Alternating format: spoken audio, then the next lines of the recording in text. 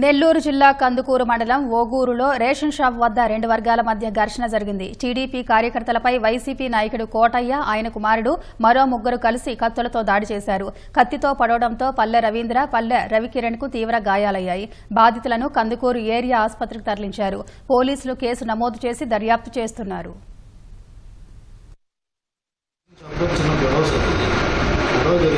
అంతా అయిపోయింది, నడుచుకున్నాం, పక్కకి వెళ్ళాం. తర్వాత కారు వేసుకొని వెళ్ళి 5 రౌడీలు తీసుకొని వచ్చి కారు దిగేసి ఇంకా నన్ను పొడిచేసి కారు వేసుకొని వెళ్ళిపోయింది. ఆ రౌడీ నాకు పిలిచేసి గొడవ మీరు పెట్టండి అని చెప్పి నేను పొడి చేసి కారు వేసుకొని వెళ్ళిపోయింది. రేషన్ బియ్యం గురించి కొద్దిగా గొడవ అవుతుంది. నేను పోయి నుంచొని ఏంద్రా అంటున్నా. అంటే దగ్గుమాటి కోటయ్య వాళ్ళు ఆయన 5 వచ్చేసారు కారు వేసుకొని. వచ్చి దిగి అతను కళ్యాణ అబ్బాయి పొడుగురు అన్నాడు. వాడు వేరే వాడు వెంకటేష్ అని మెడపల్లి వెంకటేష్ పొడిచి అతను పక్కకి వెళ్ళిపోయాడు సార్. వాడు నాకు తెలిసి సరే పడిపోయాడు.